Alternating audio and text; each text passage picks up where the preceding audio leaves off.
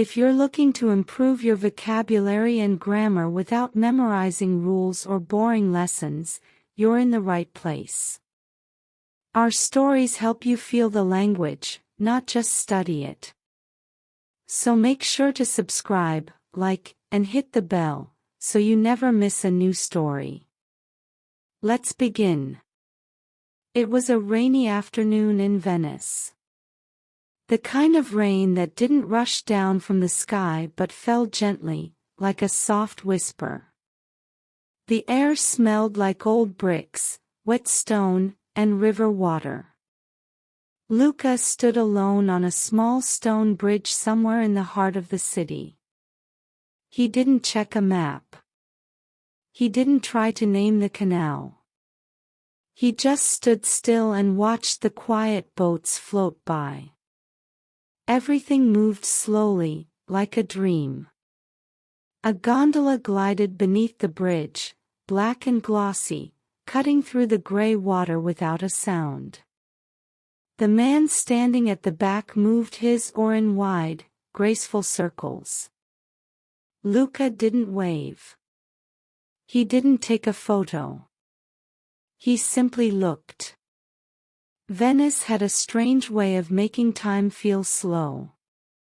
Even though the city was filled with people, it felt silent that afternoon. There were no shouting voices, no loud cars, no footsteps rushing anywhere.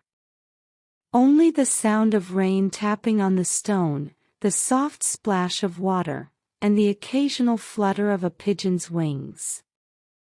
Luca pulled the hood of his jacket over his head. The rain didn't bother him, but he liked how it softened the edges of the city. Buildings that were once bright now looked like faded paintings. Windows glowed gently from within, and lanterns reflected on the wet stone. He had come to Venice with no real plan. No tour group. No must-see list. No tight schedule. Just a small backpack and a deep need for something different. Something slower. Something real. He had walked the narrow alleys since morning, getting lost again and again. He let his feet take him where they wanted. Left, then right, then across a square, then down a path that led nowhere but to the sound of dripping rain.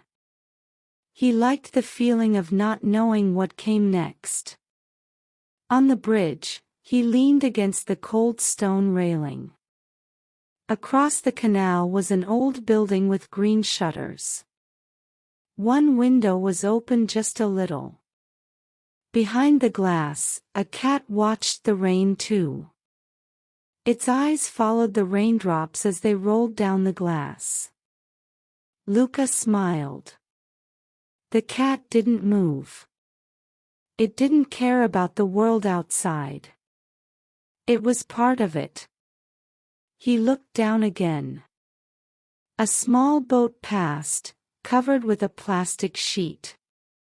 Inside, someone sat quietly, reading a book.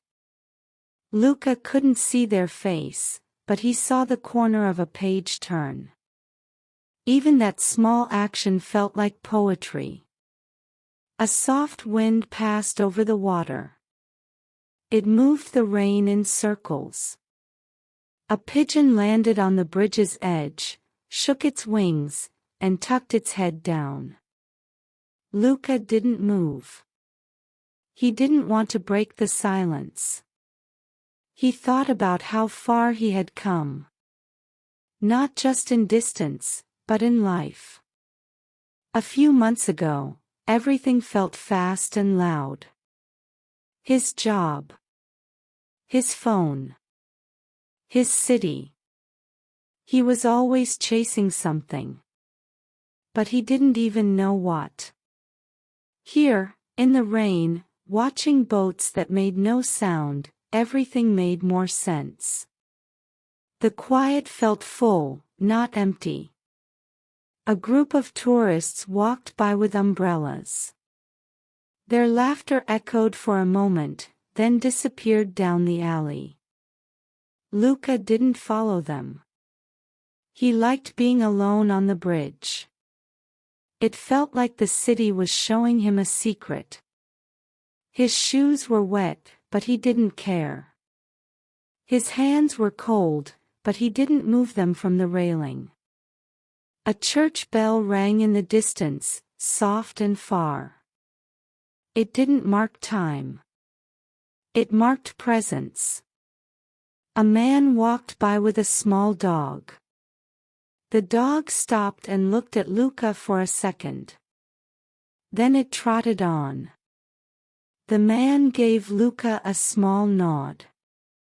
That was enough. No words were needed. Raindrops collected in the grooves of the stone. They slid down and disappeared into the canal. Luca watched one follow a crooked line like a tiny river. It felt like watching the world in slow motion. A window above him opened. An old woman looked out. Her hair was white, her sweater bright red. She didn't wave. She didn't smile.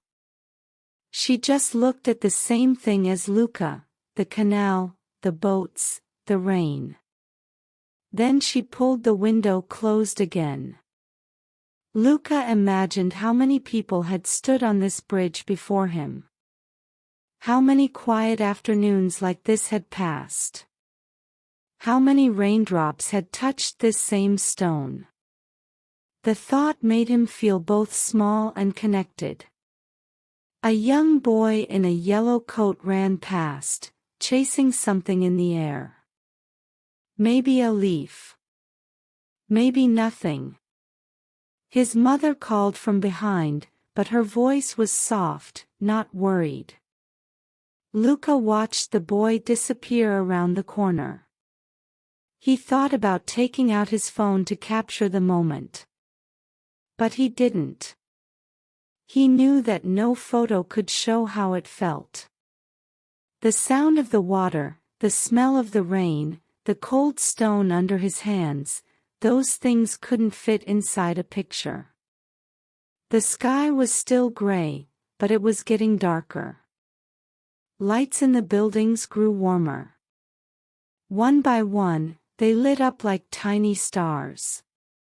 The reflection in the canal looked like gold melted across water. Luca finally moved. Just a little.